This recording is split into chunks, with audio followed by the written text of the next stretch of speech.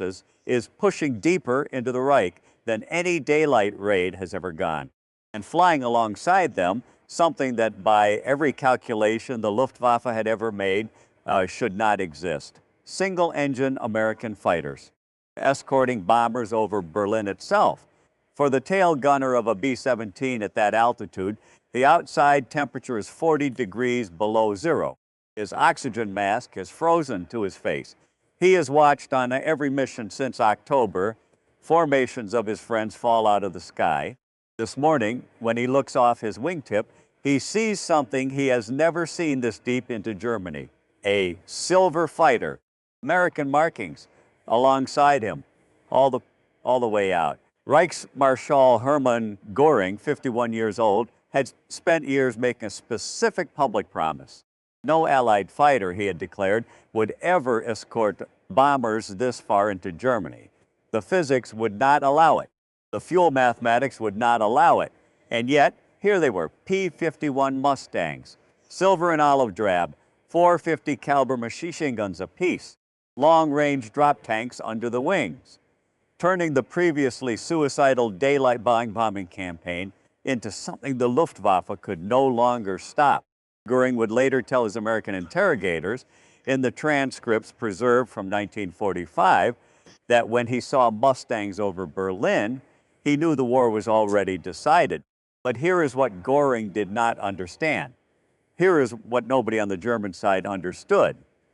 The airplane that kills his Air Force was not built the way it should have been. It had a radiator sticking out of its belly like a blister. It had the wrong engine for the job it ended up doing. It had a wing that could not deliver what its designers had promised it would deliver. Three engineering choices that by every conventional standard of 1940 looked like mistakes. Three mistakes that together created the single most lethal fighter aircraft of the Second World War. Today, we are not looking at kill counts. We are not looking at the romance of the silver airframe. We are doing the forensic audit. How did three choices that looked like blunders combine to produce an aircraft that outran, outmachined, and outranged everything the Reich could put in the air? To understand what Göring saw over Berlin, we have to go back 3.5 years. To a conversation that lasted about 30 seconds, and to a decision that on paper should never have been made. Part 1, April 1940. France is weeks away from collapse. And a small group of British officials, calling themselves the British Purchasing Commission, walks into the offices of North American Aviation in Inglewood, California. Their leader is Sir Henry Self, a career civil servant sent to the United States with a specific mission: buy fighters, buy them fast. The request he carries into that Inglewood office is simple: build us the Curtiss P-40 under license. As many as you can, as soon as you can. The man across the desk is James Howard Kindleberger. Everyone calls him Dutch. 44 years old, president of North American Aviation. He has built the company from almost nothing into a serious builder of trainers and light bombers. He has never built a fighter, but he has a chief designer sitting 3 offices away who has been quietly obsessing over fighter aerodynamics for years. The designer's name is Edgar Schmude, 40 years old, self-taught, a German immigrant who, according to his own later account, worked briefly at Fokker before coming to America. The kind of methodical, undramatic engineer nobody makes movies about. Kindleberger walks down the hallway.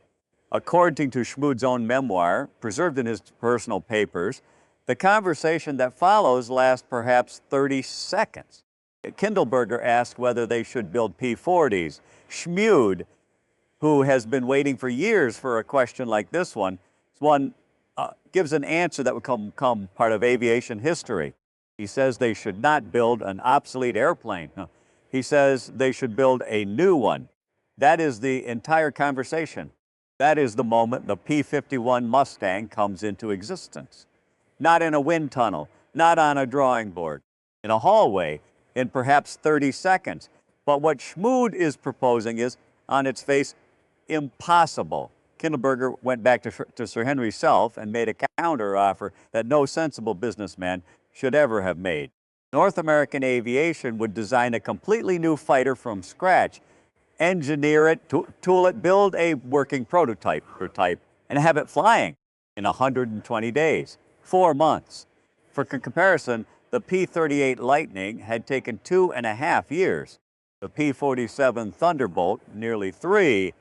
Kindleberger was offering to do the same work in a third of the time. The British, desperate for anything that would fly, agreed. The contract was signed in May 1940.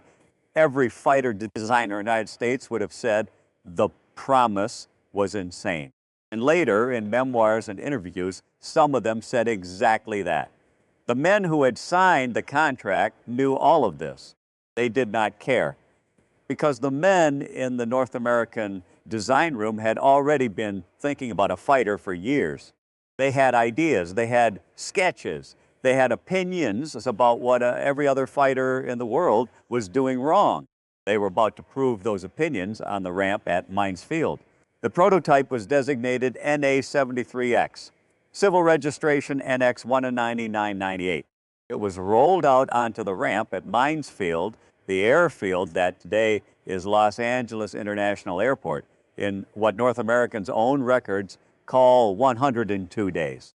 It was rolled out with the wrong wheels. The proper landing gear had not arrived. So the ground crew had bolted on wheels borrowed from an AT-6 trainer sitting elsewhere in the factory yard. It was rolled out without an engine. Allison had not delivered the V71010.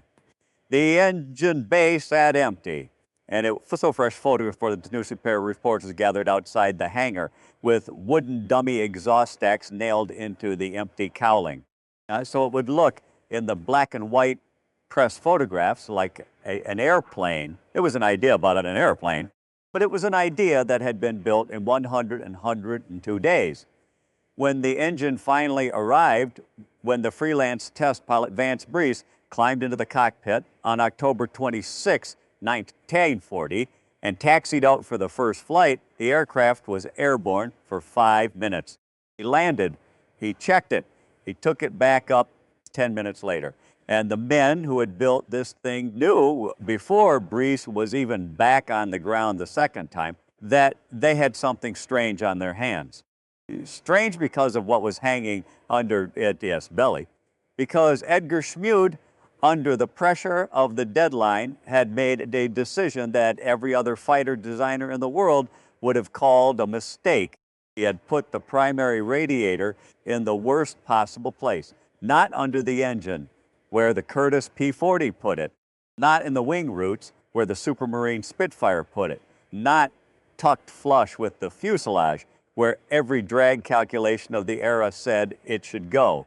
It hung it in a large, prominent scoop below the fuselage, well behind the cockpit, sticking down into the airflow, visible from 100 yards away.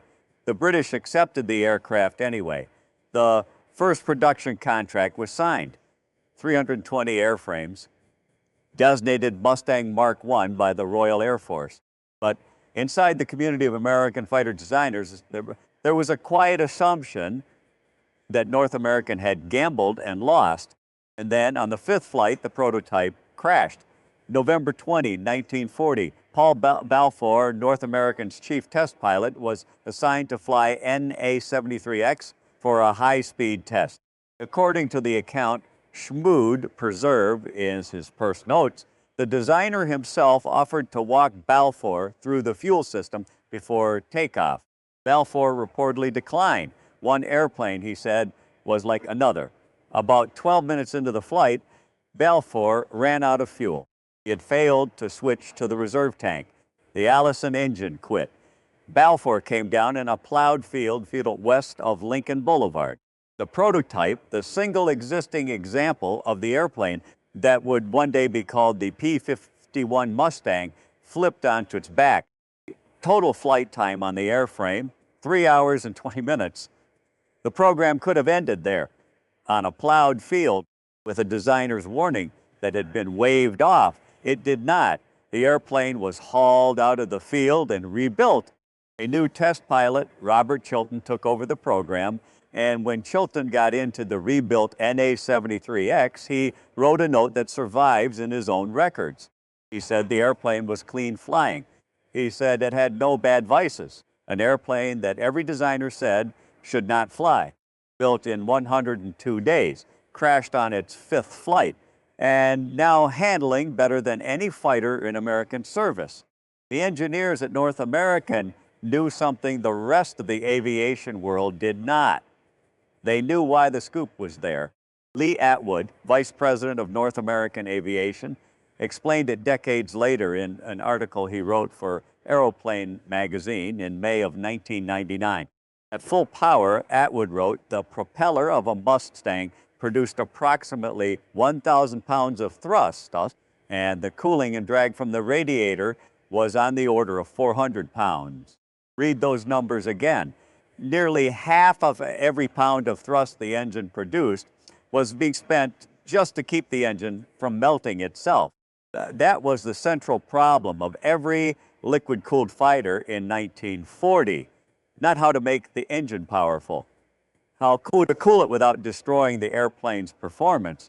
Most engineers responded by trying to make the radiator smaller, tucking out of the airflow, hiding it. Schmood's team did the opposite. They made the scoop large. They made it prominent. They hung it deliberately in the airflow where everyone could see it, because their calculations, according to the figures North American later presented to the British, said that the scoop, the thing every aerodynamist had called a mistake, was going to do something no other cooling system in aviation had ever done. It was going to produce thrust, not produce drag, produce thrust. If they were right, then everything the world knew about fight design was about to change. And the source of the idea had been sitting in a filing cabinet at a research building in Farnborough, England for the last 5 years. Now, part two, to understand the scoop, you have to go back 5 more years to 1935, to a research building of the Royal Aircraft Establishment in Farnborough, England. The man working there is named Frederick William Meredith. He is a British engineer, still in his mid-30s, working on a problem that the entire aviation industry considers a permanent limitation. Every liquid-cooled piston aero engine has to dump an enormous amount of waste heat into the atmosphere. The way you do it is by pumping engine coolant through a radiator and blowing air across it. That process inevitably creates drag. The drag is the price of cooling. You cannot avoid it. Meredith asks a question nobody else seems to be asking. What if the waste heat doesn't have to be waste? He publishes a technical report through the British Aeronautical Research Council. Reports and Memoranda number 1683, Cooling of Aircraft Engines, with special reference to ethylene glycol radiators enclosed as ducts. If you read it carefully, what it says is revolutionary. If the cooling duct is designed correctly with a carefully shaped intake, a diverging chamber to slow the air down, a radiator matrix to absorb the heat, and a convergent nozzle at the back, then the exhaust stream leaves the duct at a higher velocity than the cool intake stream entered. And in physics, a change in momentum is thrust. The cooling system, in effect, becomes a crude, low-temperature ramjet. This becomes known as the Meredith effect. In the aviation industry, when the paper crosses their desks in 1935, mostly ignores it. Theoretical papers are being published constantly. Many of them look elegant on paper and prove useless in practice. The Supermarine Spitfire incorporates a mild version of the idea. The Messerschmitt Bf 109 later picks up something similar, but nobody is willing to bet a fighter's entire performance envelope on the Meredith effect. Nobody, except quietly in a design room in Inglewood, California, the engineers at North American Aviation. They were going to design the entire rear fuselage of the airplane around the radiator duct. Every dimension calculated to extract the maximum possible thrust recovery from Meredith's 1935 paper. The goal, according to the figures Atwood put on the record, was staggering. Against 400 pounds of raw cooling drag, the properly designed duct would produce roughly 350 pounds of thrust. Net cooling drag would fall to around 50 pounds, an 85 to 90% reduction in the single largest drag penalty any liquid-cooled fighter of the era had to pay. Translated into flight performance, the Mustang could cruise farther on less fuel. It could reach higher speeds at the same throttle setting. And in the part that would matter most 3 years later, it could carry an enormous fuel load over enormous distances because the airframe was no longer fighting its own cooling system. North American did not own a high-speed wind tunnel. So they rented time in the 10-foot Gay LCT wind tunnel at the California Institute of Technology. They ran the duct designs there. They refined the intake shape. They tuned the exit door. They did not treat the cooling systems as an afterthought. They treated it as part of the propulsion system. The designer was still thinking about cooling the way you think about air conditioning in a house, as a necessary loss, as overhead. The North American team was thinking about it the way modern jet engineers think about air handling, as a potential thrust source. The Mustang Mark I began flying combat missions with the Royal Air Force in 1942. First, as a tactical reconnaissance aircraft low over the fields of France. And the pilots started reporting numbers that did not add up. The Allison-powered Mustang was 30 miles per hour faster than the Curtiss P-40 at low altitude. Same engine, same horsepower. It was faster than the Supermarine Spitfire Mark V below 15,000 feet, despite the Spitfire having a more powerful engine. How? The answer was hanging underneath its belly, the scoop, the thing every aerodynamicist had looked at and called a mistake. It was doing exactly what Meredith's 1930 paper said it could do. The airframe was, in effect, being pushed forward by its own waste heat. The Germans, when they eventually captured intact Mustangs and pulled them apart, spent significant time studying the duct. They never quite replicated it, not because they could not have figured out the mathematics. They had brilliant aerodynamicists, but by the time they understood how important the duct was, they no longer had the industrial capacity to redesign their frontline fighters around it. One engineering mistake, 350 pounds of thrust recovered from what should have been pure loss. Men like Edgar Schmood, Frederick Meredith, Lee Atwood, Ed Horkey. Most Americans have never heard their names. If you think their story deserves to be remembered, hit the like button. It helps the men who actually built the airplane stay in front of viewers who care about getting the history right. But the Mustang story is not over yet, because the airplane has a second, much more serious engineering mistake built into it. And by 1942, that second mistake looks like it is going to kill the program entirely. The engine is wrong. The Allison V1710 that powers every early production P-51 through 1942 is a good engine. It is reliable. It is American. It is cheap. It makes about 1,150 horsepower at low altitude. It runs clean for hundreds of hours between overhauls. And above 15,000 feet, it dies. Not completely, not all at once. What happens is that the Allison single-stage supercharger, designed for export and intentionally kept simple, runs out of capability. By 25,000 feet, the Allison Mustang is gasping. And that is a catastrophic problem, because the air war over Europe is being fought at 25,000 feet and above.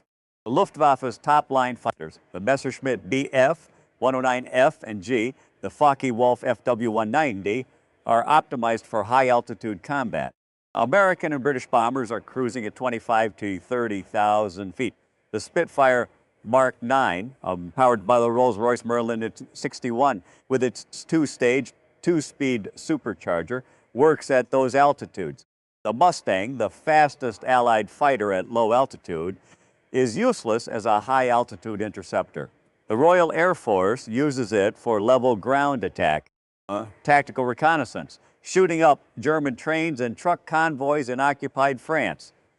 Not the work the airframe is actually capable of.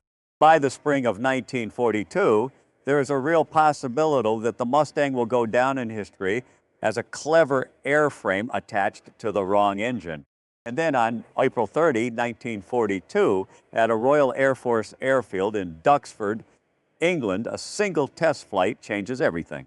The commanding officer of the RAF's Air Fighting Development Unit at Duxford is Wing Commander Ian Campbell Ord. He has been evaluating the Allison Mustang. He has reached exactly the conclusion everyone else has reached. Brilliant below 15,000 feet, hopeless above it. But Campbell Ord has a personal friendship that none of the other RAF evaluators have. He knows a test pilot named Ronald Harker. Ronnie Harker, 33 years old, works for Rolls-Royce at their flight test establishment at Hucknall. He flies Merlins for a living. He knows what a properly built high-altitude engine feels like in the airframe of a Spitfire. Campbell Ord invites him down as a favor, as friends. Fly the Mustang. Tell me what you think.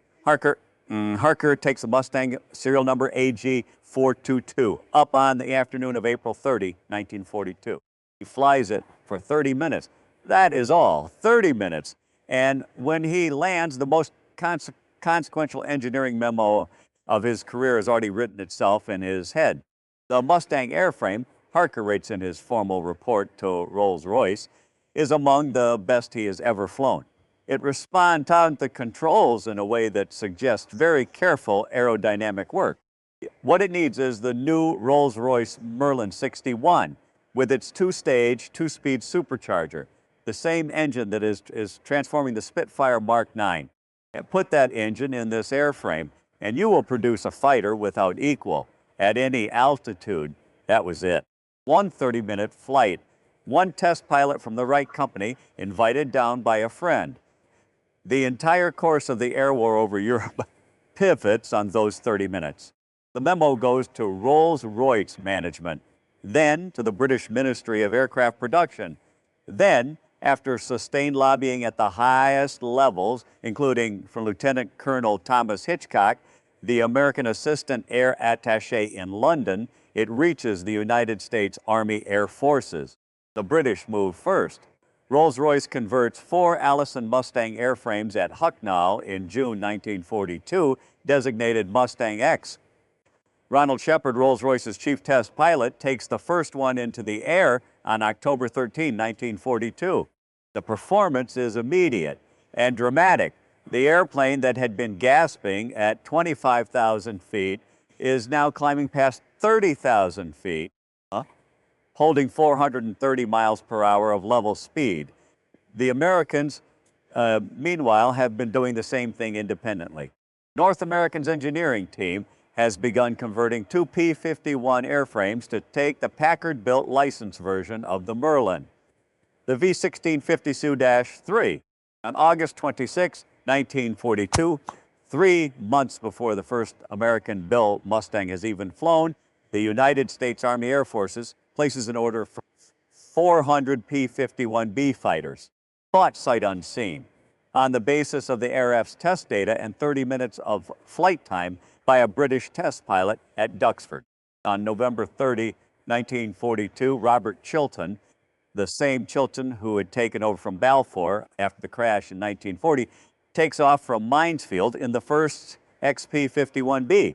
He climbs and climbs past 20,000 feet, past 25,000 feet, past 30,000 feet. The Merlin, with its two-stage supercharger, is doing what the Allison could never do. And then the cooling system fails. A chemical reaction between the ethylene glycol coolant and dissimilar metals in the newly redesigned plumbing has scaled the interior of the radiator matrix. Chilton brings the airplane down, trailing white smoke. But before the smoke, a 400 recorded a level speed of 441 miles per hour at 29,800 feet. More than 100 miles per hour faster than the Allison Mustang at the same altitude. The point has been made. There is one more engineering problem to solve, and it turns out to be the smallest of the three. The original belly scoop has a subtle flaw. The intake is mounted too close to the fuselage skin. At high speed, it is ingesting the slow-moving, turbulent boundary layer that always clings to an aircraft's skin. That turbulent air disrupts the clean flow inside the duct and causes a deep rhythmic vibration that pilots begin to call the rumble. The fix documented in the NACA test reports is almost comically simple. The engineers moved the scoop down, away from the fuselage, by about 1.5 to 3 inches. That small gap, a few centimeters, allows the boundary layer to slip past the intake rather than be swallowed by it. The rumble disappears. The duct's efficiency improves. By the spring of 1944, with all three problems solved, the Mustang is about to do something no escort fighter has ever done. And the Luftwaffe pilots who have flown against the Spitfire, against the Thunderbolt, against the Lightning, are about to find out what happens when the airplane coming after them is better than their airplane at every altitude they can reach. The men who will find this out the hard way are not statistics. They have names. Part 3, December 1, 1943, a wet English morning. The 354th Fighter Group, brand new, freshly trained in California and shipped to a base at Boxted, England, takes off on its first combat mission in the Merlin-powered P-51B Mustang. A fighter sweep over France. No contact with the enemy. 4 days later, they escort bombers to Amiens. On December 11, they go to Emden. On December 13, they go to Kiel, 480 miles into German airspace. For the first time in the daylight air war over Europe, heavy bombers on a deep penetration raid have single-engine fighter escort the entire way in and the entire way out. The 8th Air Force in 1943 has been bleeding. In October of that year, the month that includes what the crews will call Black Thursday, the 8th Air Force loses more than 9% of its bomber sorties. On the single mission to Schweinfurt on October 14, 60 flying fortresses go down.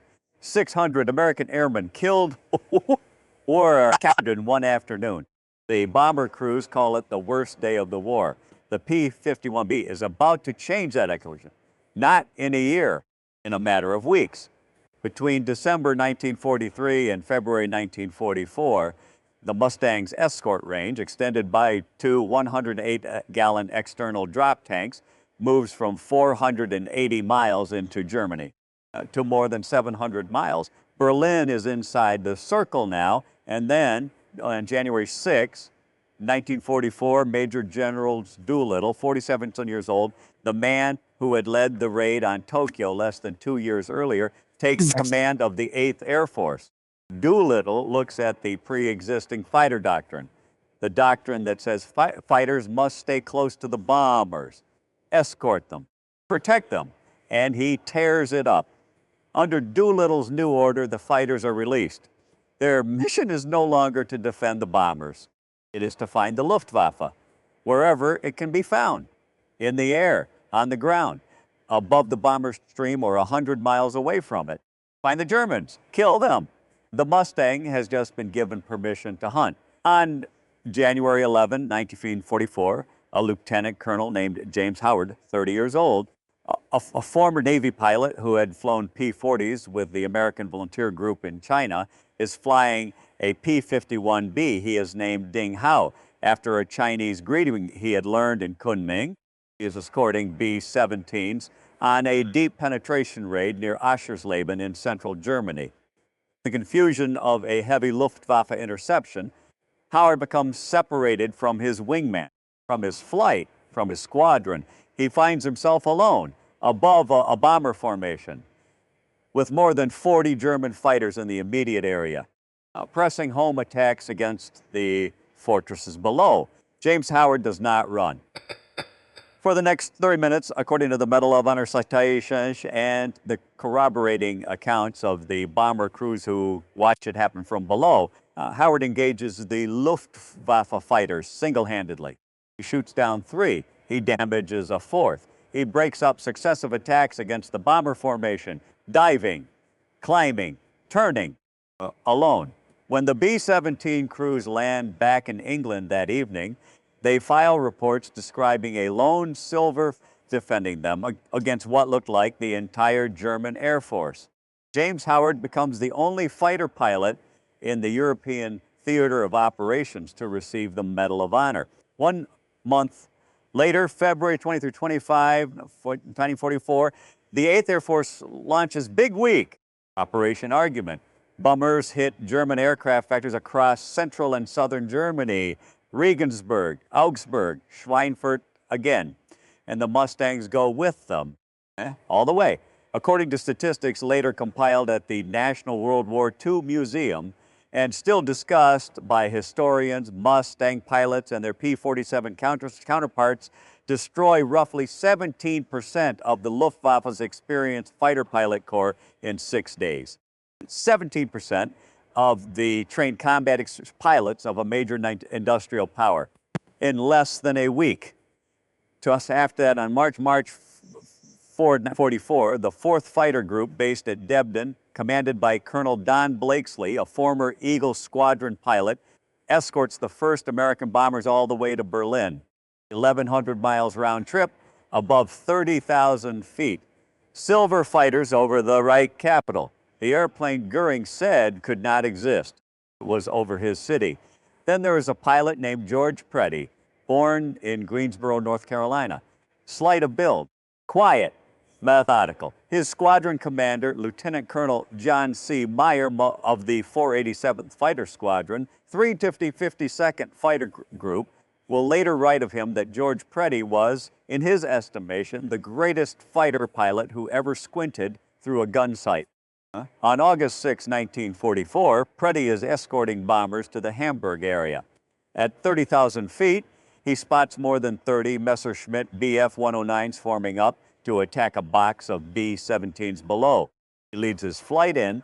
He shoots down 6 of them in one mission. 6, a record for a single American pilot in a single engagement that stands through the rest of the war. Preddy finishes his combat career as the highest-scoring Mustang ace of the war. Final official tally, 26 5/6 aerial victories. 23rd of those in the P-51. He does not live to see the end of the war. On Christmas Day, 1944, 25 years old, now commanding the 328th Fighter Squadron, flying out of a forward field designated Y-29 at Asch, Belgium, near the front lines of the Battle of the Bulge. He is leading 4 Mustangs at low altitude in pursuit of a Focke-Wulf 190 that has been strafing American positions. The chase drops down to treetop level. It carries across the front lines into Germany, near the town of Count Langerwey in the Hürtgen Forest region of Western Germany. An American anti-aircraft crew from the 258th Field Artillery Battalion, 19 Corps, sees fast-moving aircraft coming in low. They have not received the notification that friendly fighters are operating in their sector. Their quad 50 caliber mount opens fire. 3 to 4 seconds of fire. Preddy's Krieps A Maita is hit. He pulls up, rolls inverted, bails out at less than 300 feet. His parachute does not open in time. The highest-scoring P-51 pilot of the Second World War, killed on Christmas Day. 25 years old, not by the Luftwaffe, not by the enemy he had faced across the sky for 18 months, by a message that never arrived. If your father or your grandfather or your uncle flew fighters in the Second World War, whether in Mustangs or Thunderbolts or Lightnings, I would be honored to hear their story in the comments. The stories told by the men who were actually there are worth more than any archive. By May of 1945, when the German surrender is signed, the P-51 groups of the 8th, 9th, and 15th Air Forces have claimed approximately 4,950 German aircraft shot down in air-to-air combat, and another 4,131 destroyed on the ground. More kills claimed blame by any single Allied fighter type than any other in the war. Now, for the forensic verdict, remember the laminar flow wing The wing that Edgar Schmood's team designs now in cooperation with the National Advisory Committee for Aeronautics.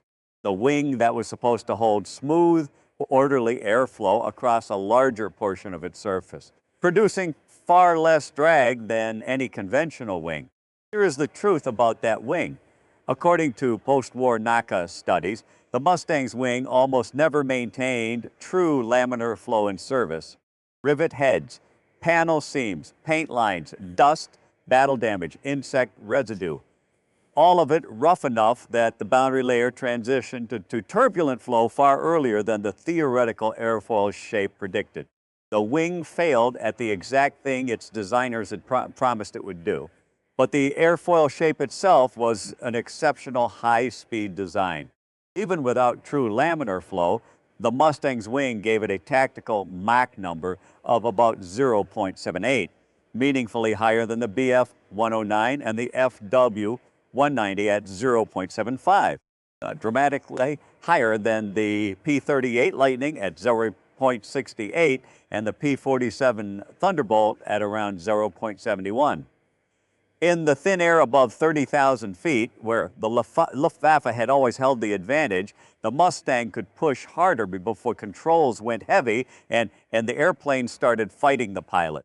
A wing that failed at its stated purpose and succeeded at a different purpose entirely. That was the real pattern of the P-51. 3 engineering mistakes: the protruding radiator, the wrong engine, the failed laminar flow wing, each turned out to be not a mistake, but a surprise. The radiator produced most of the thrust that Meredith had predicted in 1935. The Allison engine was wrong for high altitude, but the airframe wrapped around it was so superior that when the Merlin arrived, the combination produced a fighter nobody else could match. The laminar wing did not stay laminar, but its shape was so clean at high Mach numbers that it won battles the designers had not known they were planning to win. Now here is the twist that most histories of the Mustang leave out. The Luftwaffe did not lose because they ran out of fighters. According to the United States Strategic Bombing Survey conducted after the war, German fighter production actually peaked in 1944. Roughly 25,000 fighters produced in the year. The Allies were bombing German aircraft factories flat. Albert Speer's emergency production program pushed the numbers higher than any previous year of the war. Germany had airplanes. What Germany did not have was pilots to fly them. The Mustang killed them faster than the training pipeline could replace them. By late 1944, the average replacement Luftwaffe pilot arriving at a frontline squadron had approximately 110 hours of flight time. His American counterpart had roughly 350 hours before he ever crossed the English Channel. The kill ratio stopped being combat. It became a slaughter. Goring understood this at the end in a way he had not understood it in 1944. In his interrogation at Nuremberg in 1945, he told his American interrogators that long-range fighter escort was the decisive factor. He had not believed it was possible. He had said so publicly, and now he was a prisoner. The Air Force he had built from nothing was gone.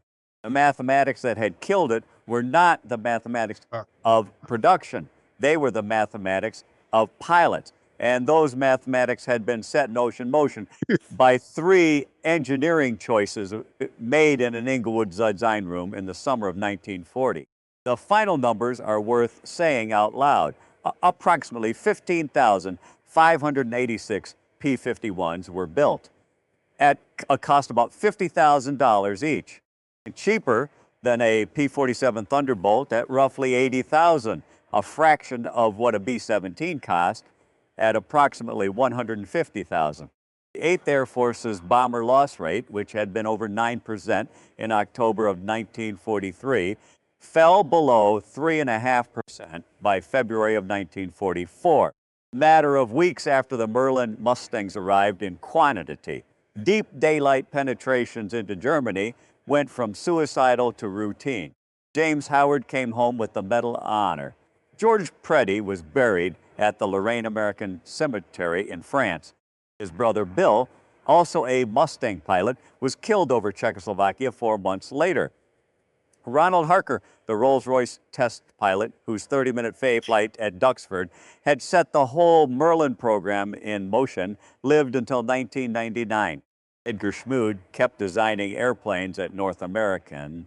He would lead the design team for the F-86 Sabre, the airplane that would fight the MiG-15 over Korea. He died in 1985. Frederick Meredith, the British engineer whose obscure 1935 paper had made all of it possible, never received particular public recognition for what he had done. He died with the aviation world not fully acknowledging what his one dry technical report had put into the sky. The men who changed history were not the men the cameras found. Meredith, Schmood, Atwood, Horkey, Harker, Campbell-Ord, Shepard. None of these are household names. And Goering's name is. The airplane itself, silver and gleaming at air shows, is. But the Mustang was not built by Goering. It was not built by the aces. It was built piece by piece by quiet men who looked at 3 engineering problems that everyone else had decided were impossible and solved all 3. Not by being clever, but by being willing to look at the problem from the wrong angle on purpose. A radiator that produces thrust instead of drag. An engine that is wrong for its airplane until someone thinks to put a different engine in the same airframe. A wing that fails at one thing and succeeds at another thing the designers did not even know they were trying to do. 3 mistakes that were not mistakes. One fighter that because of them arrived over Berlin in March of 1944 and told an entire Air Force that the war was over. The men who flew the Mustang are almost all gone now. The last Second World War fighter pilots are in their late 90s. The airplanes they flew are museum pieces, but the idea that built the airplane, that a system-designed whole can beat a set of components no matter how good each component is on its own, that idea is not a museum piece. The side that thought about airplanes as systems won. The side that thought about airplanes as engines with wings around them lost.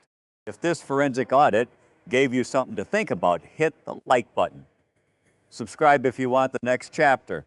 And remember this, when Goering looked up at the sky over Berlin on that March morning in 1944 and saw silver fighters escorting bombers over his own capital, he did not understand what he was looking at. He thought he was looking at an airplane. He was looking at an idea. The idea was 12 years old. It had been written down in a dry British technical paper in 1935. It had been built into an American airframe in 102 days in the summer of 1940. And it had been perfected by a British test pilot's 30-minute flight in the spring of 1942. 3 engineering mistakes, 1 airplane, the end of the Luftwaffe. War is mathematics, but the men who figured out the mathematics were not numbers. They had names.